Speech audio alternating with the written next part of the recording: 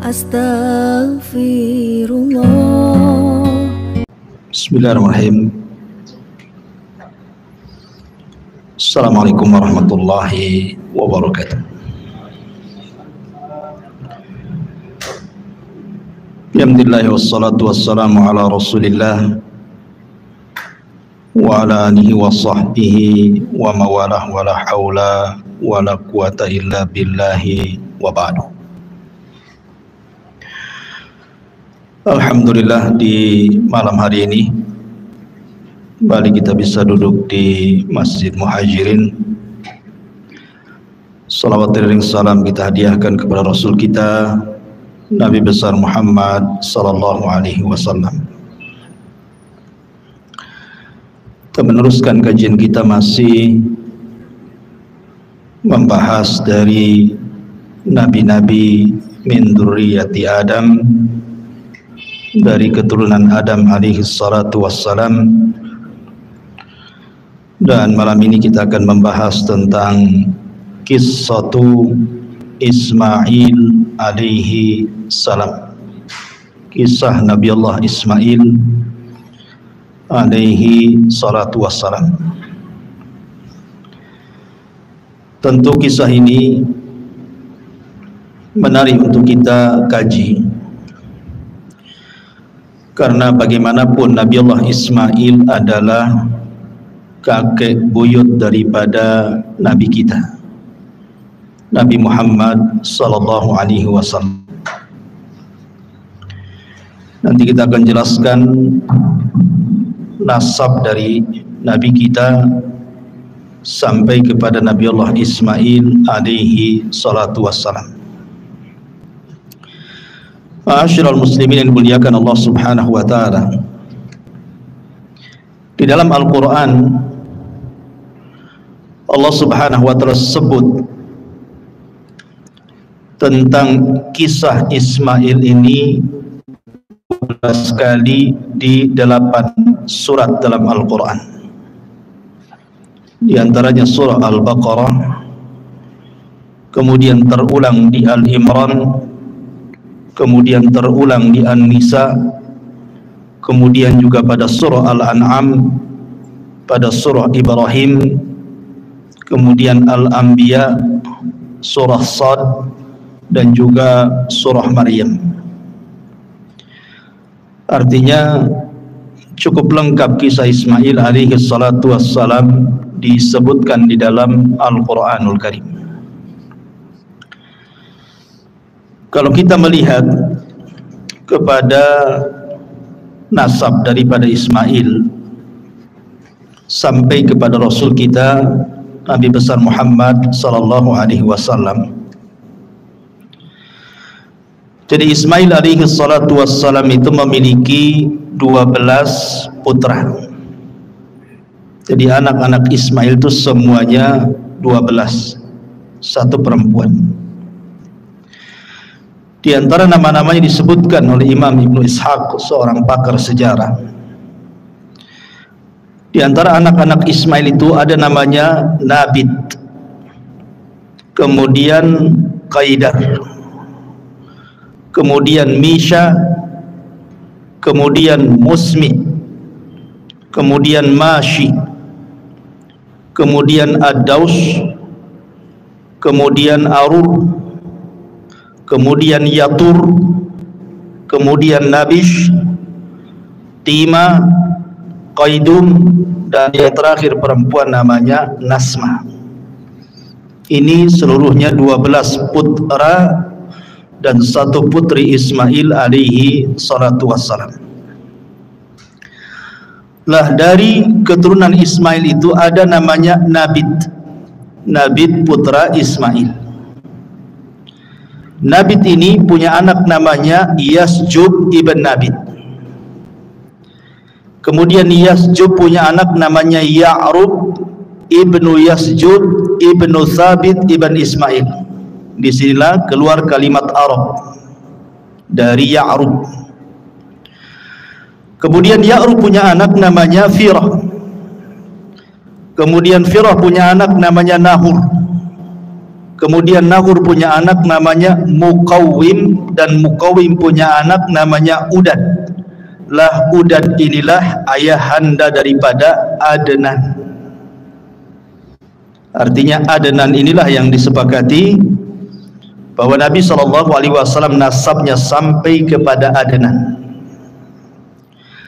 Adnan sendiri punya dua anak. Yang pertama Ma'ad dan yang kedua Ak. Ma'ad ini tinggal di Hijaz, Mekah dan Madinah. Sementara Ak ini menikah dengan orang Yaman, dengan kabilah Asy'ariyun dari keturunan Qahtan. Dan Qahtan itu kabilah bagian daripada Jurhum, artinya masih keturunan Arab.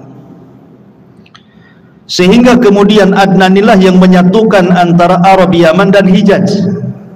Karena Ak putranya menikah dengan salah satu putri Yaman dari keturunan Qahtan Asy'ariyin. Sementara Ma'ad ini tinggal di Hijaz. Lah kalau kita melihat nasab Nabi SAW, kita lihat Nabi SAW namanya Muhammad ibnu Abdullah ibni Abdul Muttalib ibni Hashim ibni Abdul Manaf ibni Qusay ibni Kilab ibni Murrah ibni Ka'ab ibni Lu'ay ibni Khuzaimah ibni Mudrikah ibni Ilyas ibni Mudhar ibni Nizar ibni Ma'ad. Dan Ma'ad tadi saya katakan putra siapa? Adnan. Dari Adnan kemudian naik lagi Udad ibni Muqawwim ibni Nahur ibni Firah ibni Ya'ruf ibni Yasjub ibni Nabit ibni Ismail, baru Ismail ibni Ibrahim. Dari sini nyambung bahwa Ismail adalah kakek buyut daripada Nabi kita Muhammad SAW. Jadi yang kita akan ceritakan ini Nabi yang mulia, karena bagaimanapun Ismail adalah kakek buyut Nabi kita. Kita harus tahu sejarahnya. Ma'asyiral muslimin yang dimuliakan Allah Subhanahu wa taala. Sepakat para ahli sejarah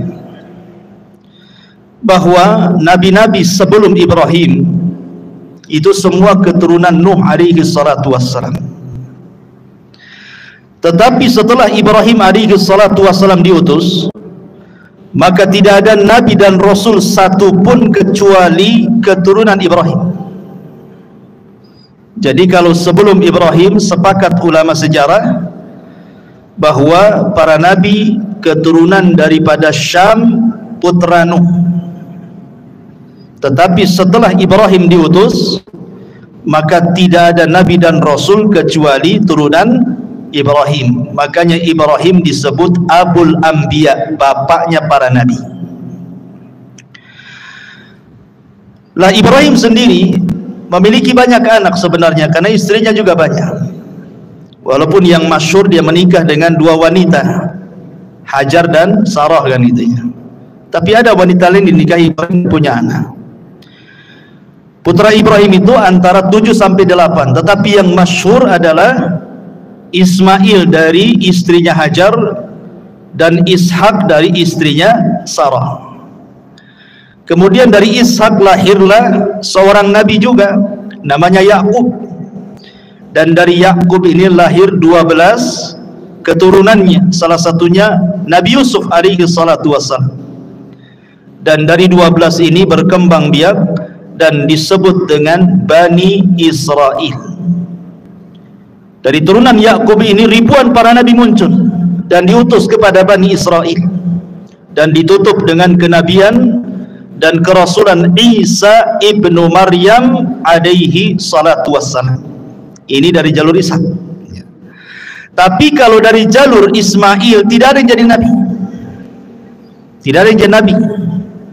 Baru setelah kemudian keturunannya sampai kepada Abdul Muttalib. Abdul Muttalib punya anak namanya Abdullah. Dari Abdullah inilah lahir Nabi akhiruz zaman, Khatamul Anbiya wal Mursalin, Rasul Muhammad sallallahu alaihi wasallam. Itu kalau kita bicara nasab. Tentu ketika cerita Ismail tidak lepas daripada kisah ibundanya Hajar. Lalu siapa Hajar ini? Ada yang mengatakan bahwa Hajar ini, kalau menurut versi Yahudi, dia adalah seorang budak yang berada di istana Farainah, istana Fir'aun Mesir kala itu. Kemudian dihadiahkan kepada Sarah dan menjadi budak Sarah. Tentu sebagian ulama membantah kalau Hajar itu seorang budak, karena di sini ada berbau merendahkan kepada Nabi kita Muhammad sallallahu alaihi wasallam, seolah-olah dia turunan budak, dan seolah-olah Sarah itu lebih afdal dibandingkan Hajar, dan seolah-olah Yahudi lebih afdal dibandingkan Islam. Nanti menuju ke situ, sehingga orang-orang Yahudi di dalam kitabnya At-Takwim itu mereka mengatakan seperti itu. Hajar seorang budak, sementara Sarah ini tuannya, sehingga ada sebagian para ulama membantah Hajar ini bukan budak. Hajar ini justru adalah turunan Amalikoh ataupun turunan Farainah yang dahulu menguasai Mesir, dan dia adalah putri daripada pembesar Amalikoh atau Amalikoh dan juga Kan'aniyin ini. Kemudian dijajah oleh Farainah, oleh orang-orang Fir'aun. Kemudian ditawanlah Hajar ini, kemudian dijadikan pelayan di istana Fir'aun. Lah kemudian setelah Sarah datang ke Mesir bersama Ibrahim, kemudian raja ini hendak melakukan sesuatu yang buruk kepada Sarah. Sarah pun berdoa kepada Allah dengan tawasul dengan amal saleh. Tiba-tiba raja ini stroke, tidak bisa bergerak, kemudian minta doa supaya disembuhkan. Maka Sarah berdoa kepada Allah, kemudian disembuhkan. Karena dia ketakutan kepada Sarah tapi hatinya masih suka, maka kemudian dihadiahkanlah Hajar kepada Sarah sebagai bukti kecintaan Fir'aun ini kepada Sarah, karena tidak bisa apa-apa. Ya. Jadi Hajar ini orang mulia, bukan sebagaimana prasangka orang-orang Yahudi. Itu ada yang mengatakan seperti itu. Intinya bahwa kemudian Hajar ini dihadiahkan kepada Sarah, kemudian tinggal bersama Sarah dan juga Ibrahim di Mesir. Tetapi karena memang kondisinya kurang kondusif, akhirnya Ibrahim pun kemudian meninggalkan Mesir dan kembali ke Syam, Palestina. Maka hiduplah 3 orang ini di Palestina. Lah usia Ibrahim alaihi salatu wassalam itu sudah tua, sudah hampir 82 tahun lebih, tetapi tidak kunjung juga punya keturunan. Hampir 86 lebih gitu ya, ya di atas 80 lah.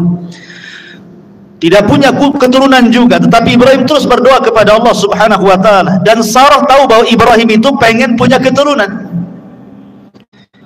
Sehingga karena kecintaan Sarah kepada Ibrahim, dia melirik Hajar. Bagaimana kalau seandainya Ibrahim menikah dengan Hajar, siapa tahu dari Hajar ini melahirkan keturunan. Akhirnya kemudian Ibrahim menikahi Sarah, menikahi Hajar, dan betul setelah menikah dengan Hajar, maka hamillah Hajar, kemudian punya anak dan lahirlah bayi, kemudian dinamai Ismail ibnu Ibrahim. Kemudian timbullah kecemburuan. Ingat bahwa idza aradallahu syai'an ahya asbab. Allah itu kalau menghendaki sesuatu pasti dimunculkan sebabnya. Allah menghendaki Ibrahim itu hijrah dari Palestina ke Mekah kan gitu. Tapi kan harus ada sebabnya. Sebabnya apa kan itu? Maka dibuat sebabnya. Salah satu penyebabnya adalah Hajar ini ketika memiliki Ismail, Ibrahim itu cinta betul dengan Ismail. Otomatis ketika cinta dengan Ismail lebih banyak tinggal bersama Hajar. Cemburulah Sarah. Wajar kecemburuan seorang wanita, istri Nabi saja cemburu, Aisyah kan, kepada Safiyah. Sampai-sampai kemudian mengatakan tentang Safiyah itu, hasbuka an Safiyata kada wa kada ya Rasulullah. Cukuplah Safiyah ini begini dan begitu. Maksudnya Aisyah ingin mengisyaratkan dengan tangannya, Safiyah itu pendek loh, aku tinggi, gitu maksudnya. Ingin merendahkan Safiyah. Tapi Rasul marah dan mengatakan, ya Aish, laqad qulti kalimatan law muzizat bihal bahru lamazazathu. Wahai Aisyah, engkau sudah mengucapkan kalimat ghibah, yang satu kalimat ghibah ini kalau dilempar ke air lautan, satu air lautan tercemar dengan kalimat. Aisyah cemburu karena Safiyah ini walaupun kecil pendek tapi cantik. Artinya kecemburuan itu ada gitu. Jangan dikira istri Nabi tidak cemburu kan gitu. Kalau istri Nabi saja cemburu, apalagi istri antum. Kalau antum poligami ya wajar kan itu. Jangan ngamuk-ngamuk antum kan itu. Aisyah saja cemburu, kemudian juga Sarah juga cemburu kepada Hajar kan. Akhirnya Sarah meminta kepada Ibrahim untuk dijauhkan Hajar dengan dirinya. Terserah mau ditaruh di mana, tapi jangan dekat-dekat dengan diriku. Dari situlah datang perintah agar Ibrahim membawa Hajar kemana? Ke Mekah. Bayangkan Palestina ke Mekah itu kan perjalanan 1 bulan naik unta tuh. Tentu sekali lagi karena hikmah yang Allah kehendaki. Maka berangkatlah kemudian Ibrahim bersama Hajar dan bayi kecil Ismail.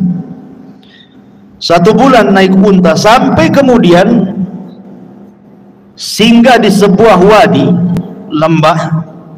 Lembah itu tidak ada tanaman, tidak ada air. Di sekelilingnya hanyalah padang pasir kering kelontang, lautan padang pasir yang tidak bertepi.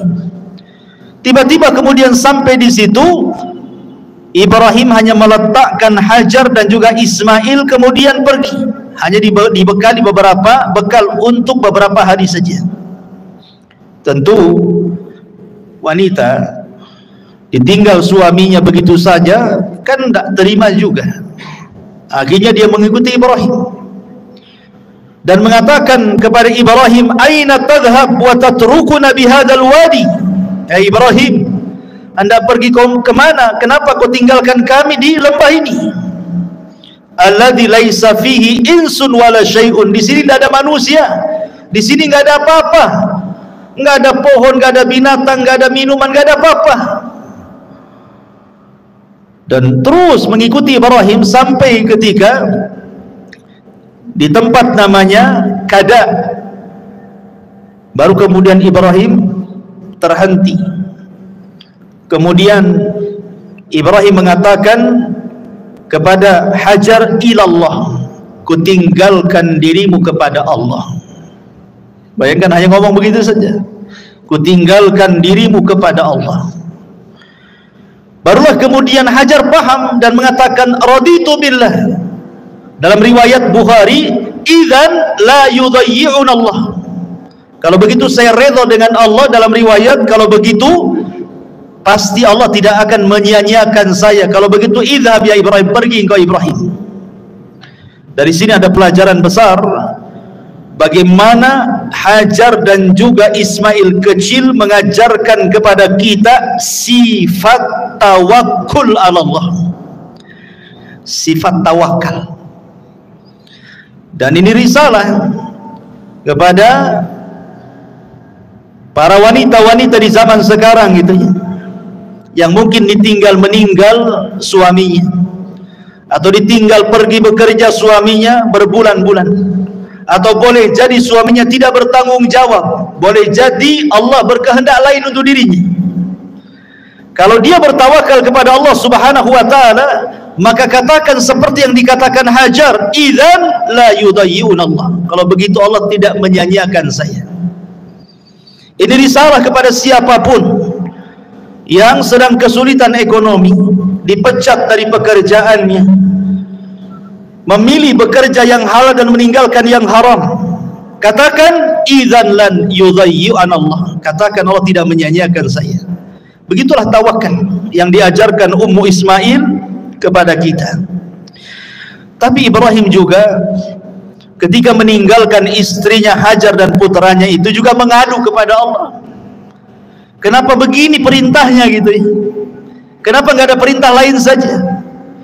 Makanya kemudian dia setelah jauh meninggalkan Hajar dan sudah tidak terlihat Hajar dan sudah sampai di perbatasan, kemudian dia menghadap wajahnya menuju Al-Bait dan berdoa, dan Al-Quran menyebutkan doanya apa?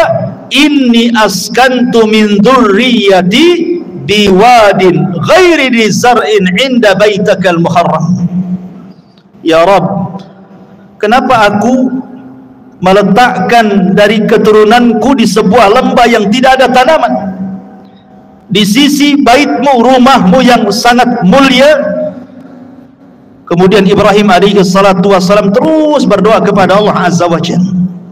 Tetapi bagaimanapun Allah menghendaki yang lain.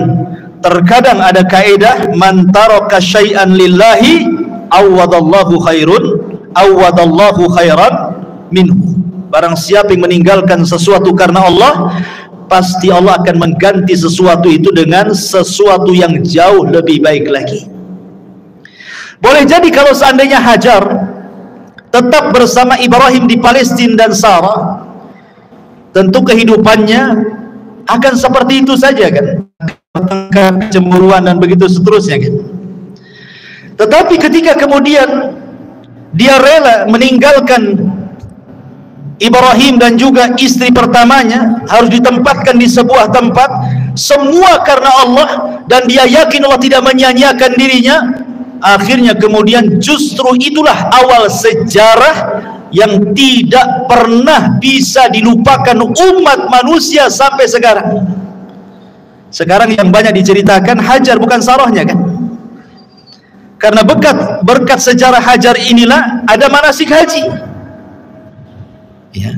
Ada manasik haji, di antara manasik haji itu adalah perbuatan Hajar ketika dia mencari air dari Bukit Safa ke Marwah. Kemudian ada air Zam-Zam. Tetapi kisah Sarah kan hanya sampai di situ. Tetapi kisah Hajar dikenal, bahkan meninggalkan ibadah yang luar biasa kepada kita, termasuk juga peninggalan ma'u Zam-Zam, air yang luar biasa berkahnya di permukaan bumi. Sampai hari ini kita bisa menikmati air itu bagi siapa yang datang ke Mekah Al-Mukarramah untuk haji ataupun umrah. Luar biasa. Jadi jangan takut kalau orang meninggalkan sesuatu karena Allah, itu pasti Allah akan ganti sesuatu itu yang lebih baik lagi. Seseorang bekerja di tempat yang penuh dengan riba, dia tahu riba haram, maka sedikit-sedikit dia keluar dari situ mencari yang halal. Insya Allah ternyata yang halal lebih tenang, boleh jadi lebih berkah dunia dia dan akhirat dia. Jangan takut meninggalkan sesuatu karena Allah Subhanahu wa ta'ala, karena Allah tidak mungkin menyia-nyiakan hambanya yang meninggalkan karena dia. Ma'asyiral muslimin yang dimuliakan Allah Azza wa Jalla, ketika kemudian Hajar sudah ditinggalkan oleh Ibrahim bersama putranya Ismail, habis bekalnya, hanya beberapa hari saja. Apalagi yang dihajatkan seseorang di tengah padang pasir itu adalah minuman. Minuman sudah tidak ada, mereka hampir kehausan. Anda bayangkan, seolah-olah Ibrahim ini secara kasat mata sengaja membiarkan kedua manusia ini suruh mati. Tetapi bukan itu kehendak Ibrahim, ini semua kehendak Allah. Allah kalau menghendaki sesuatu pasti ada hikmah di dalamnya. Makanya ketika itu Ismail ditinggalkan oleh Hajar mencari air ke sana kemari. Naiklah dia ke Bukit Safa, kemudian nampak ada air macam fata morgana di Marwah, lari dia ke Marwah. Saking paniknya si bolak-balik saja itu Safa Marwah sampai 7 kali putaran. Dia khawatir dengan putranya Ismail karena mendengar dia menangis. Saat dia pulang dan hendak melihat Ismail, dia mendengar suara. Rupanya suara itu datang daripada Jibril yang datang hendak menolong keduanya. Ketika kemudian mendekati putranya Ismail, rupanya di sampingnya ada Jibril alaihi salam. Ada yang mengatakan Jibril kemudian menghentakkan sayapnya persis di belakang punggung Ismail, seolah-olah ingin mengatakan bahwa Zam-Zam ini miliknya Ismail, karena taruh di situ gitu ya, di belakang Ismail, belakang punggung Ismail, ditancapkan kemudian sayapnya. Kemudian Jibril pergi, Dan Jibril sempat mengatakan, la takhafu dai'ata fa innaha huna baitun lillah yabni hadzal ghulam wa abuhu wa annallaha la yudayyi'u ahlahu. Kata Jibril sebelum pergi, wahai Ummu Ismail, jangan takut, Allah menyanyiakan dirimu. Tidak, Allah tidak akan menyanyiakan dirimu. Di sini kelak akan dibangun Baitullah, rumah Allah, yang akan membangunnya ni anakmu Ismail yang masih bayi dan bapaknya kelak Ibrahim. Dan Allah tidak akan menyanyiakan siapapun yang dekat dengan Baitullah ini. Kemudian Jibril pergi. Begitu dalam riwayat Bukhari. Lah kemudian ketika melihat ada air muncrat dari tanah, maka segeralah kemudian Hajar membendungnya. Dalam bahasa Arab, membendung itu artinya zam. Jadi dikumpulkan, dibendung sambil mengucapkan zam. Maka kemudian air itu menjadi zam-zam. Sampai kata Nabi SAW, kalau seandainya Ummu Ismail tidak membendung zam-zam, niscaya zam-zam itu akan memenuhi seluruh padang pasir satu Arab itu. Dari situlah kemudian akhirnya Ismail dan juga Hajar minum dari air zam-zam berhari-hari tanpa makan, sudah cukup. Ya, karena air zam-zam itu disabdakan oleh Nabi SAW. Apa sabda Nabi SAW tentang zam-zam? Zam-zam ini adalah ta'amu tu'min wa syarabu sukmin, kata Rasul. Zam-zam ini adalah makanan yang bisa dikonsumsi dan minuman bagi orang yang punya penyakit, untuk mengobati sakit. Jadi walaupun minum air zam-zam itu sudah kenyang, bahkan dikisahkan dari sahabat Abu Dzar Al-Ghifari radhiyallahu anhu. Jadi Abu Dzar Al-Ghifari itu pernah 1 bulan ketika safar, habis bekal makanannya, tinggal air zam-zam. Akhirnya kemudian dia minum saja air zam-zam 3 hari sehari. Rupanya kata Abu Dzar, hatta samintu, sampai aku gemuk gara-gara minum terus air zam-zam. Enggak makan dia 30 hari. Abu Dzar Al-Ghifari radhiyallahu an tidak makan, hanya minum saja 30 hari. Kata dia, aku minum terus selama 30 hari dalam safarku sampai aku gemuk, tidak ada satupun badan kecuali gemuk, begitunya. Bayangkan coba. Ya, dan zam-zam itu harus diyakini sebagai obat. Jangan katakan coba-coba. Saya ingin cobalah menyembuhkan penyakit dengan zam-zam. Jangan dicoba air zam-zam itu. Air zam-zam itu bukan percobaan. Air zam-zam itu wahyu. Air berkah, nggak usah dicoba. Langsung diimani, langsung diyakini bahwa dia adalah obat untuk segala penyakit. Minum saja, bismillah. Tawakal kepada Allah, ikhlas kepada Allah. Jangan coba-coba. Kalau coba itu ragu-ragu artinya. Jangan main coba-coba. Langsung bismillah, tawakal Allah, yakin, ikhlas, ya. Insyaallah. Zam-zam itu sebagaimana sabda Rasul, ta'amu tu'min wa syarabu sukmin. Dia adalah makanan sekaligus juga obat. Bahkan bisa mengabulkan niat peminumnya. Ma'u zam-zam lima syuribalahu. Air zam-zam itu akan mengabulkan setiap peminumnya. Maka akhirnya kemudian berhari-hari, entah berhari-hari entah berbulan-bulan tidak disebutkan, sampai akhirnya datanglah dari arah Yaman rombongan kabilah dari Jurhum. Mereka kehabisan minuman tapi banyak makanan. Percuma saja banyak makanan tidak ada minum, bisa mati di padang pasir, ikhwan. Akhirnya dari kejauhan melihat ada ta'ir, ada burung. Sebagaimana riwayat Bukhari, ada burung dan burung itu menandakan ada air. Maka kemudian didekati, rupanya suku Jurhum ini sampailah ke sumur Zam-Zam yang kemudian ditempati Hajar dan juga putranya Ismail. Suku Jurhum ini orang baik, orang Yaman. Makanya Rasul mengatakan ahlul Yaman itu araqul qulub, lembut hatinya. Kalau mau berbuat jahat, merebut air, bisa saja Hajar dibunuh. Tetapi Jurhum ini kabilah yang baik. Dia datang baik-baik, meminta baik-baik air Zam-Zam itu. Akhirnya kemudian Hajar memberikan dengan cara barter. Kau beri kali kami makanan, kami beri kau air. Akhirnya kemudian deal kan itu ya. Dari situlah kemudian Ismail dan Hajar bisa makan, bisa minum dari berkahnya air Zam-Zam itu. Setiap datang suku Jurhum maka barter dengan makanan, jadi tidak pernah kelaparan. Itulah makna daripada kalimat Hajar ketika Ibrahim pergi, kalau begitu pergi kau, Allah tidak menyia-nyiakan diriku. Wa man yatawakkal 'ala Allah fahuwa hasbuh. Barang siapa yang bertawakal kepada Allah, Allah yang kasih kecukupan dia. Akhirnya kemudian lama-lama suku Jurhum pun meminta kepada Hajar untuk memboyong keluarganya dan tinggal di situ, karena memang air saat itu sangat langka. Senang mereka tinggal di situ. Maka lambat laun kemudian suku Jurhum tinggal di sekitar Zam-Zam. Kemudian hari demi hari, bulan demi bulan, tahun demi tahun, ramailah di sekitar Zam-Zam itu kabilah Jurhum.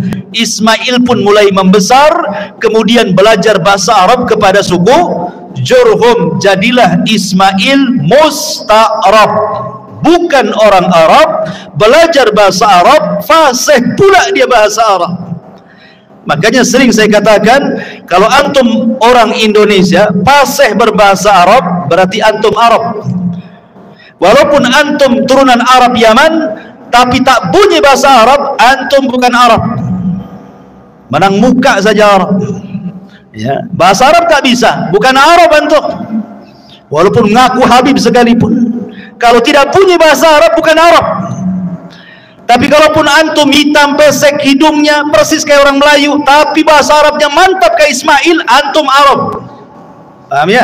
Ismail bukan orang Arab, orang Ajam, dia orang Palestina, lahir di sana, tapi belajar bahasa Arab ke suku Jurhum. Makanya ulama mengistilahkan musta'rab, orang Arab yang bukan Arab pasti bahasa Arab, makanya dia Arab, gitu ya.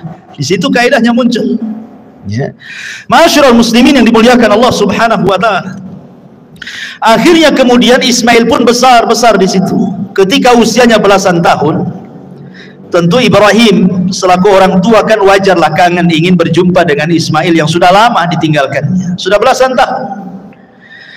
Makanya kemudian ketika kemudian Ibrahim alaihi salatu wassalam safar dari Palestina menuju Mekah, ingin berkunjung dan melihat istri dan juga putranya yang sudah belasan tahun itu. Akhirnya kemudian Ibrahim pun sampai. Ketika sampai itulah kemudian Ibrahim alaihi salatu wassalam dimimpikan malam harinya. Apa mimpinya? Inni ara fil manami anni adbahuka fanzur madza tara. Wa Ibrahim, wa Ismail, ayahmu bermimpi semalam bapakmu menyembelih dirimu. Betul-betul menyembelih dalam mimpinya itu. Bagaimana pendapatmu? Ya. Maka Ismail alaihi salatu wassalam, orang yang terdiri dari ummu Ismail, wanita yang paling tawakal. Makanya kemudian Ismail tanpa ada keraguan mengatakan, ya abatif al ma tu'mar satajiduni insyaallahu minas sabirin. Wahai bapakku, kalau itu perintah Allah, insyaallah engkau akan mendapati aku termasuk anak yang sabar. Kenapa Ismail mengucapkan kalimat insyaallah? Hikmah di balik Ismail mengucapkan kalimat insyaallah itu seolah-olah Ismail ingin mengatakan seperti ini. Kalau aku redha aku disembelih, engkau pun wahai bapakku redha aku disembelih, tapi Allah tidak redha, maka engkau tidak dapati aku termasuk hamba yang sabar. Kenapa? Karena ini akal-akalan kamu saja. Tetapi kalau seandainya aku redha disembelih, engkau redha disembelih, Allah pun redha, maka kau akan dapati aku termasuk anak yang sabar. Kenapa? Karena ini bukan akal-akalan kamu, tapi ini perintah Allah, itu maksudnya. Makanya dia mengatakan, satajiduni insyaallahu minas sabirin. Kau akan dapati aku termasuk hamba Allah yang bersabar insyaallah, kalau Allah berkehendak. Itulah kandungan makna insyaallah. Penting kita mengucapkan kalimat insyaallah itu. Ya. Bukan kalimat ragu-ragu insyaallah itu, tapi kalimat berkah. Ya. Karena biasanya di masyarakat kalau sudah main-main insyaallah itu dimain-mainkan itu, seolah-olah ragu-ragu kan, besok datang nggak ya? Karena nggak mau datang, cuman bilang nggak mau datang malas, takut tersinggung, main insya Allah kan, insya Allah katanya. Padahal memang niatnya nggak mau datang, insya Allah katanya. Gitu ya. Bisa saja insya Allah lah datang. Tapi kalau sudah memang nggak niat datang, bilang aja saya nggak datang besok. Kecuali kalau antum janji mau datang, itulah penting mengucapkan insya Allah kan. Karena ketika antum janji mau datang, bisa saja di jalan macet, bisa saja di jalan kecelakaan, bisa saja ada masalah, maka baru kemudian ucapkan kalimat insya Allah. Baik, ma'asyiral muslimin yang dimuliakan Allah Azza wa Jalla. Maka akhirnya kemudian Ibrahim pun betul-betul menyembelih Ismail, dan ini sudah saya kisahkan panjang lebar di sini. Bagaimana Ibrahim betul-betul menggorok loh leher Ismail itu, tapi Allah buat pisau yang tajam jadi tumpul, jadi digini-gini tetap saja nggak berdarah-darah tuh. Dari situ Allah melihat kesungguhan Ibrahim sudah melaksanakan perintahnya lewat mimpinya, karena mimpi seorang nabi itu wahyu masalahnya. Maka Allah Subhanahu wa taala langsung mengirim penyeru dan menyeru dari langit dan mengatakan, ya ayya Ibrahim qad saddaqta ru'ya, wahai Ibrahim kau sudah membenarkan mimpi. Maka disitulah Allah katakan, wa fadainahu bidzibhin azim wa taraknahu lil akhirin, kami ganti Ismail dengan kambing kibas, dan akan menjadi cerita bagi orang-orang setelahnya sampai hari ini. Kisah itu diceritakan dan menjadi syariat bagi umat Islam tentang kurban, ya. Ma'asyiral muslimin yang dimuliakan Allah Azza wa Jalla.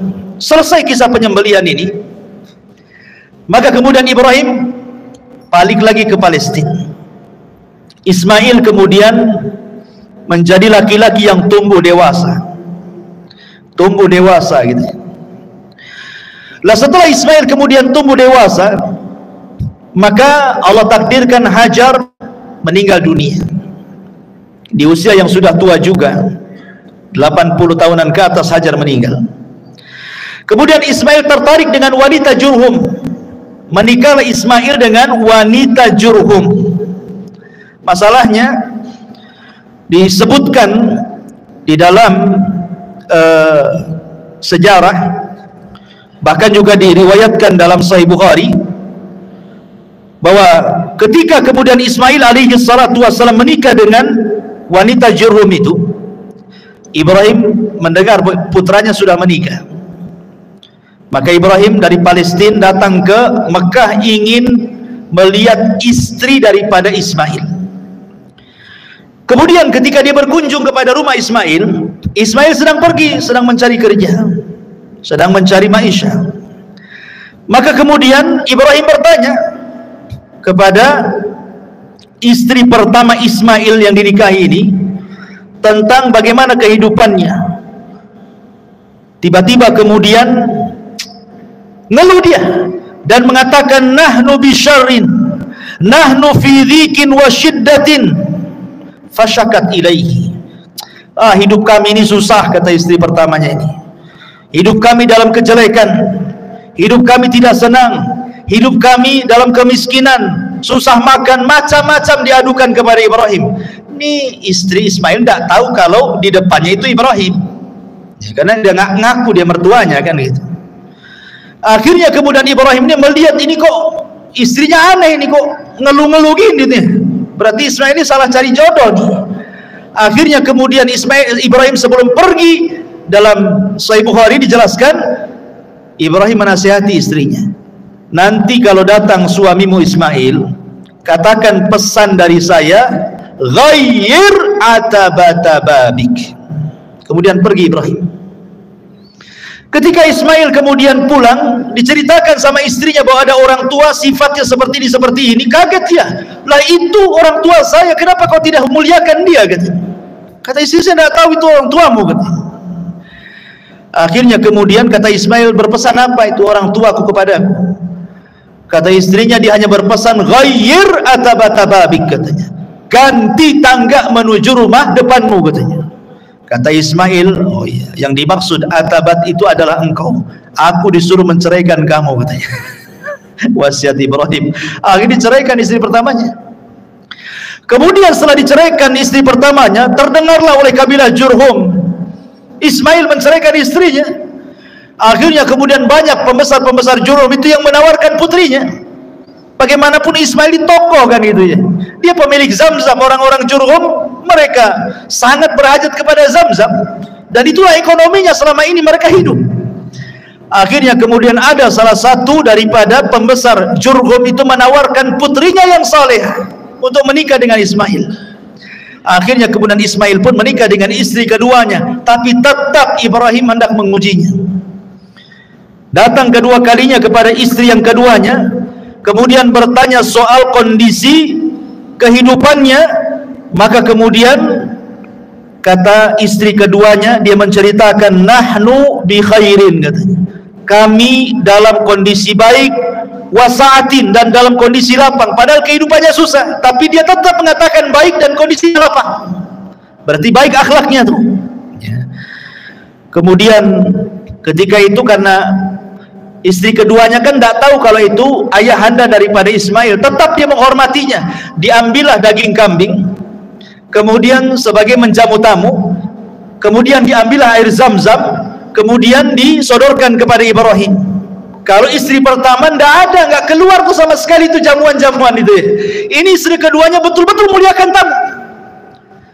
Maka Ibrahim senang dengan istri keduanya, kemudian berdoa kepada Allah, Allahumma barik li ta'amikum wa syarabikum. Ya Allah, berkahi makanan kalian, ya Allah berkahi minuman kalian, ya Allah tetapkan rumah tangga kalian berdua. Kemudian Ibrahim mengatakan, nanti kalau sampai anakku, sampaikan pesan bapaknya.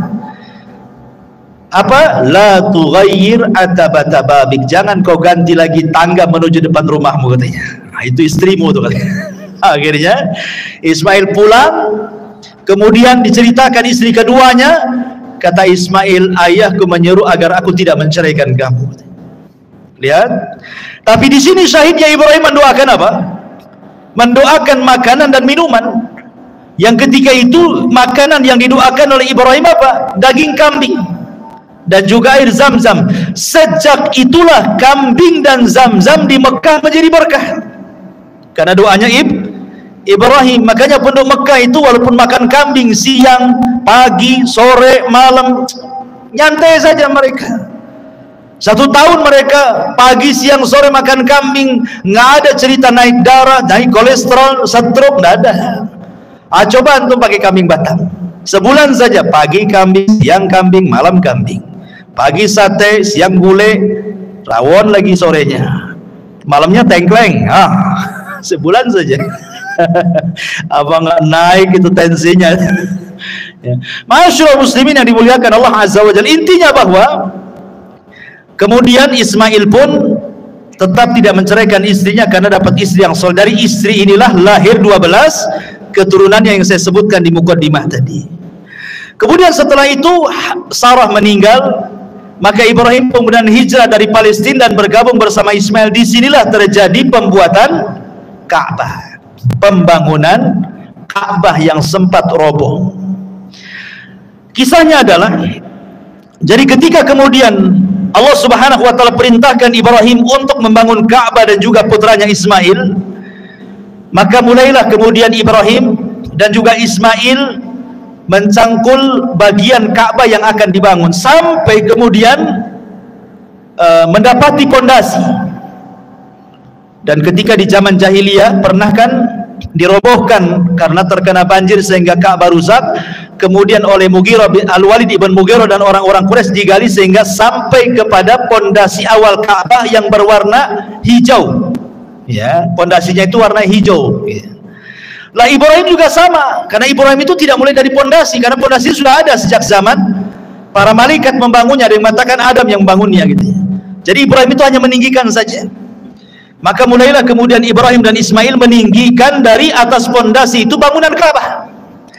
Dan bentuknya memanjang karena Hijar masuk ke dalamnya. Tapi di zaman jahiliyah ketika Ka'bah itu hancur hanya dibangun separuh saja sehingga Hijar keluar. Hijar Ismail keluar gitu ya. Kalau di zaman Ibrahim masuk Hijar itu. Ya, dan juga pintunya 2. Pintu masuk, pintu keluar. Kemudian di tanah. Kalau sekarang kan pintunya di atas gitu ya. Agak sulit, orang-orang tertentu saja masuk. Kalau orang dulu kan siapa aja bisa masuk gitu ya.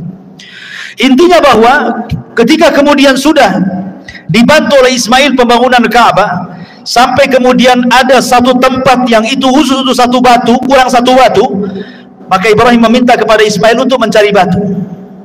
Kemudian pulang, rupanya yang dibawa itu Hajar Aswad, batu dari sorga. Ibrahim tahu ini Hajar Aswad, dulunya warnanya putih tapi menjadi hitam karena dosa anak Adam, kata Rasul.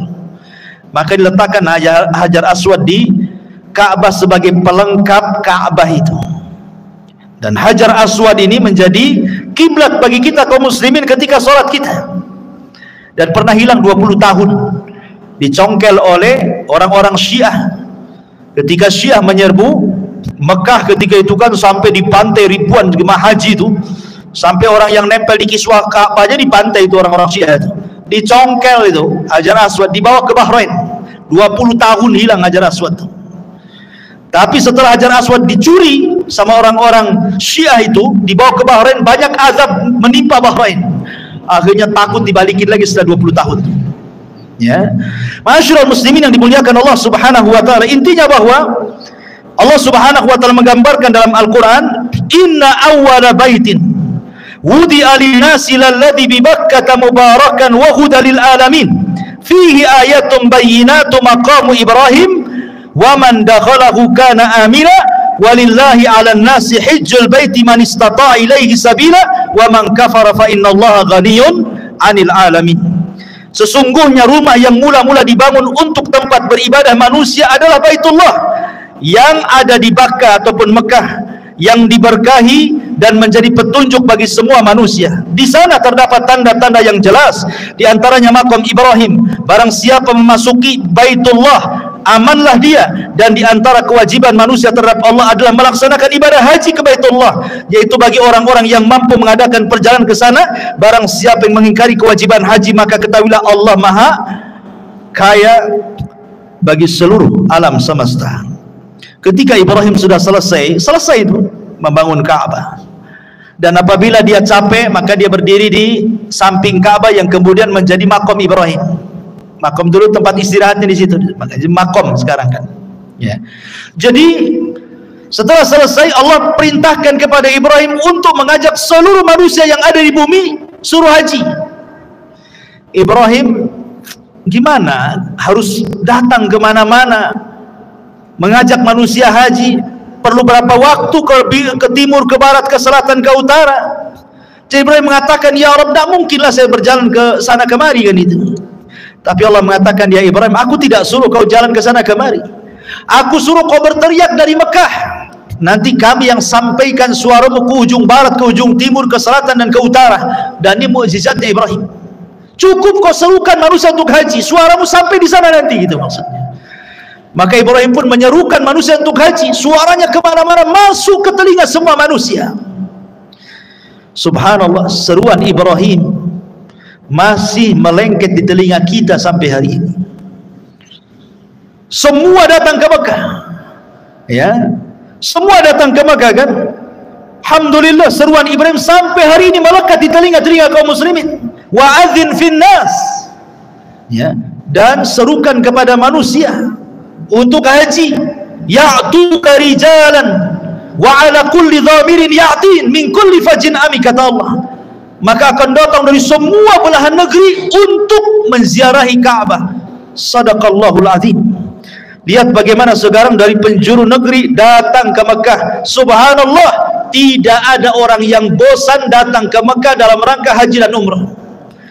Ya, buktinya orang yang hari-hari umrah belakangan punya travel umrah pula dia. Saking pengen terus ke sana bolak-balik gitu. Begitulah Allah cintakan manusia untuk haji. Ma'asyiral muslimin yang dimuliakan Allah Subhanahu wa taala. Kemudian Nabi Ibrahim alaihi salatu wasalam wafat, dan Allah Subhanahu wa taala kemudian menggantikan estafet dakwah Ibrahim kepada pundak Ismail. Makanya Allah Subhanahu wa taala firmankan di dalam surah Maryam ayat 54-55, wadhkur fil kitabi Ismail innahu kana sadiqal wa'di wa kana rasulan nabiyya. Ceritakan wahai Muhammad fil kitab, di dalam Al-Quran, tentang Ismail. Dia adalah orang yang sangat jujur dan amanah. wa kana rasulan, dia seorang rasul, nabiyan, dan seorang nabi. Diutus kepada siapa kalau dia seorang rasul? Ismail diutus kepada seluruh bangsa Arab. Jadi Ismail nabinya bangsa Arab, dia seorang rasul dan seorang nabi. Wa kana ya'muru ahlahu bis salati waz zakati wa kana inda rabbih mardiyah, dan dia memerintahkan keluarganya untuk salat, zakat, dan dia di sisi Allah sangat diridhai, sangat disukai. Ismail diangkat menjadi nabi dan rasul dan berdakwah setelah Ibrahim kepada seluruh bangsa Arab.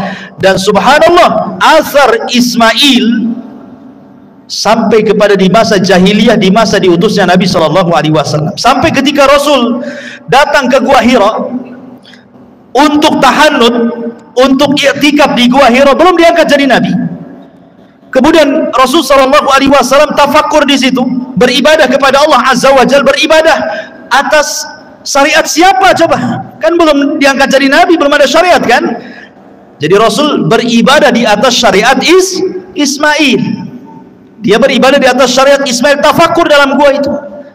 Ya, karena belum ada syariat yang diberikan kepada Rasul seperti sholat, zakat, puasa, Quran, dan begitu seterusnya. Maka dia tafakur ala syariat Ismail, di atas syariat Nabi Allah Ismail alaihi salatu wassalam, sampai datang Jibril dan mengangkat Nabi sallallahu alaihi wasallam sebagai Nabi dan juga Rasul. Dan ketika Ismail alaihi salatu wassalam meninggal dunia, suku Jurhum itu dari turunan Ismail dan juga turunan istrinya itu masih mentauhidkan Allah, tapi masalahnya tidak bertahan. Tiba-tiba kemudian datang orang Arab yang tidak suka dengan suku Jurhum, namanya Khuza'ah. Maka Khuza'ah itulah akhirnya menggempur Jurhum. Mulailah kemudian Jurhum pun kalah, akhirnya kembali ke Yaman dan dikuasai Hijaz oleh Khuza'ah. Lah sebelum kemudian Khuza'ah ini menguasai Jurhum, Jurhum pandai karena ekonomi mereka dari Zamzam.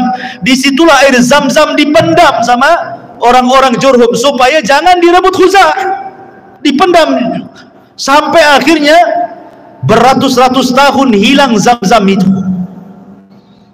Ketika kemudian dikuasai oleh Khuza'ah, Khuza'ah tidak menemukan di mana letak air Zamzam itu. Subhanallah, di antara salah satu tokoh daripada tokoh Khuza'ah ada namanya Amr ibn Luhai. Amr ibn Luhai. Amr ibn Luhai inilah, dialah yang pertama kali merubah agama Ismail dan juga Ibrahim di kota Arab. Di negeri Arab itu dialah yang pertama merubahnya. Karena dia yang membawa patung Hubal dari Syam kemudian meletakkan di dalam Ka'bah. Makanya Rasul mengatakan, inni ra'aitu Amr ibn Luhai fin nari yajurru am'a'ah. Aku melihat Amr ibn Luhai terburai ususnya di neraka karena dia yang pertama kali merubah syariat Ibrahim. Amr ibn Luhai ini. Sejak itulah Amr ibn Luhai mengasas akidah musyrik, menyembah berhala. Akhirnya tidak ada satupun orang Arab kecuali menjadi penyembah berhala, kecuali hanya beberapa orang yang bisa dihitung dengan jari yang masih beragama Ismail dan Ibrahim, seperti Waraqah ibn Naufal, ya, kemudian ayahanda Said ibn Said, ya, kemudian beberapa orang, ya, tidak banyak itu yang masih beragama Hanafiyah Samah, termasuk Nabi SAW masih berpegang dengan syariat Ismail, ya. Tetapi yang lainnya semua menjadi penyembah berhala. Lah baru di zaman Abdul Muttalib, di zaman Abdul Muttalib inilah baru kemudian ditemukan air Zamzam. Jadi begini kisahnya. Abdul Muttalib ini, ikhwatu fiddin, muliakan Allah Azza wa Jalla, ketika itu menjadi Sayyidul Arab, pemimpin Arab, karena Quraisy itu dipimpin oleh dua kabilah, kabilah Bani Abdi Manaf dan kabilah Bani Khuza'ah, kabilah Bani Khuza'ah, Makhzum, Bani Makhzum. Ada Bani Makhzum, kabilahnya Abu Jahal. Ada kabilahnya Bani Abdi Manaf, kabilahnya Bani Hashim, kabilah Nabi SAW. Jadi yang lain itu kabilah-kabilah kecil, yang besar ini nih, Bani Makhzum dan Bani Abdi Manaf. Jadi gantian tuh, kadang-kadang yang menjadi pemimpin dari keturunan Makhzum, kadang-kadang dari Bani Abdi Manaf. Lah ketika itu yang menjadi pemimpin adalah dari Bani Abdi Manaf, Abdul Muttalib. Tapi setelah Abdul Muttalib meninggal, diambil alih oleh Bani Makhzum, Abu Jahal menjadi pemimpinnya, ya. Jadi Abdul Muttalib ini bermimpi ketika dia sedang tertidur di Hijr Ismail, didatangi malaikat dan mengatakan ihfir at-tayyibah, ihfir at-tayyibah, galilah at-tayyibah, benda yang baik. Kemudian besoknya mimpi lagi, didatangi lagi malaikat yang sama dengan mengatakan ihfir al-barrah, ihfir al-barrah, katanya. Barrah ini apa? Benda yang baik ini. Kemudian yang ketiga kalinya, 3 hari berikutnya mimpi lagi ihfir al-madunah, katanya. Galilah sesuatu yang tersimpan. Abu Talib makin bingung. Hari keempatnya bermimpi lagi, baru jelas-jelas mengatakan ihfiriz Zamzam, katanya. Kamu harus menggali Zamzam. Oh, baru paham maksudnya. Kemudian dia dikasih tahu tanda-tandanya. Tanda-tanda kau menggali Zamzam itu 3. Pertama, di situ ada qaryatun namlin, ada desa semut, sarang semut. Yang kedua, di situ ada ghurab, ada gagak yang sedang makan semut. Yang ketiga, di situ ada darah yang tertumpah. Kalau itu terjadi, galilah di situ. Akhirnya suatu hari Abdul Muttalib ini sedang berjalan-jalan di Syab Arab ini. Rupanya dia melihat kok banyak semut di situ. Kemudian dia melihat ada gagak yang sedang matuk-matuk semut itu. Tiba-tiba ada unta lari, dikejar oleh tuannya, sedang kabur unta itu. Rupanya unta itu tertangkap persis di sarang semut itu, kemudian oleh pemiliknya langsung disembelih. Tertumpahlah darahnya di situ. Dia teringat mimpinya tuh. Oh ya, jangan-jangan di sini, karena mimpinya persis kayak gitu kan. Sarang semut, ada gagak, ada tumpahan darah di situ. Ah, jangan-jangan di sini dia. Ketika itu Abdul Muttalib belum punya anak banyak, cuma satu namanya Al-Harith, karena belum punya nazar ketika itu. Akhirnya sama Al-Harith diajak, ayo kita gali di sini, jangan-jangan di Zamzam nih. Digalilah berdua. Orang-orang Arab membiarkan, disangkanya Abu Talib dia ngapain mimpi saja cari Zamzam itu, katanya. Rupanya ketika digali, nampak pondasinya, pondasi Zamzam itu. Bertakbirlah Abdul Muttalib, Allahu Akbar, Allahu Akbar. Oh, datang kabilah-kabilah Quraisy. Tiba-tiba setelah ditemukan Zamzam, kabilah Quraisy mengatakan kepada Abdul Muttalib dan mengatakan, ya Abdul Muttalib, kami semua adalah Bani Ismail, keturunan Ismail. Kami juga punya hak dengan Zamzam ini. Bayangkan, ketika menggali mereka nengokin, sudah ketemu, mereka mengaku itu Zamzam kami juga, katanya. Karena kami semua keturunan Ismail dan ini adalah Zamzamnya Ismail, katanya. Kata Abdul Muttalib, tidak bisa. Aku yang menemukannya, ini dikhususkan untukku. Kata mereka, tidak bisa.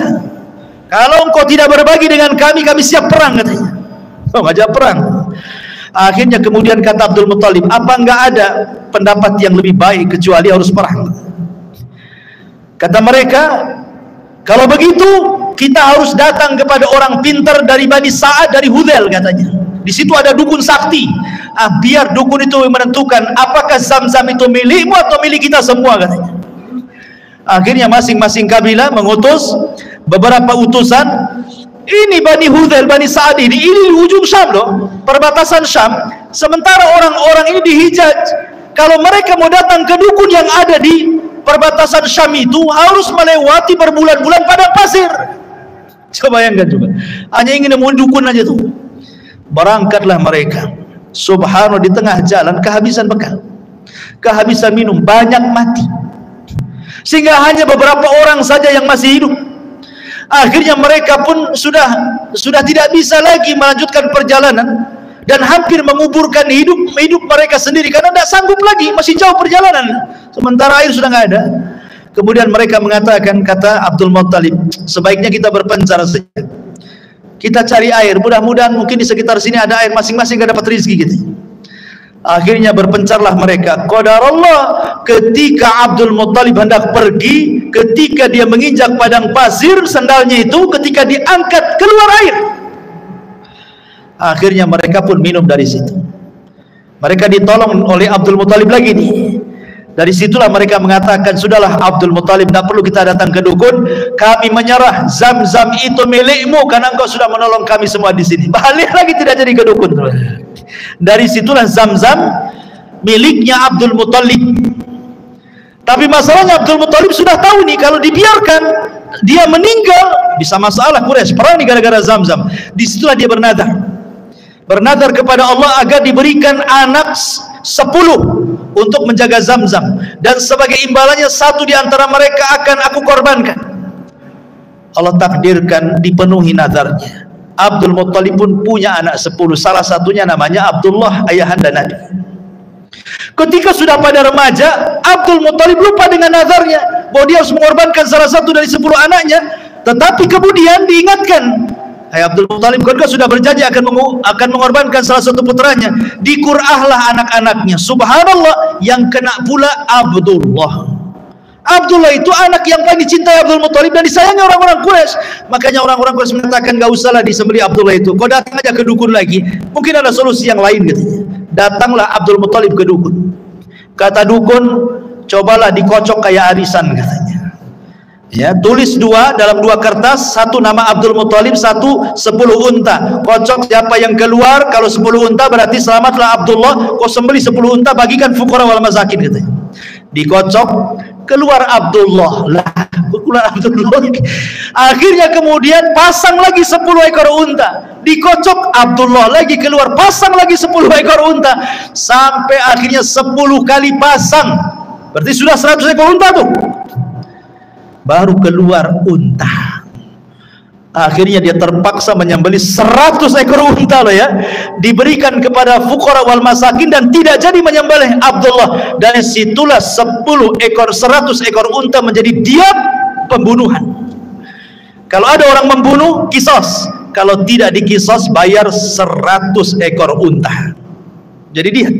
Nah, makanya Nabi SAW disebut Ibnu Dzabihataini, anak dari 2 orang yang akan disembelih. Pertama ayahandanya Abdullah, yang kedua Ismail, kakek buyutnya, putra daripada Ibrahim alaihi salatu wassalam. Wallahu alam. Sampai di sini kisah Nabi Allah Ismail alaihi salatu wassalam, kakek buyut Nabi kita yang mulia alaihi salatu wassalam. Subhanakallahumma bihamdika asyhadu an la ilaha illa anta astaghfiruka wa atubu ilaik. Allahu ta'ala. Assalamualaikum warahmatullahi wabarakatuh.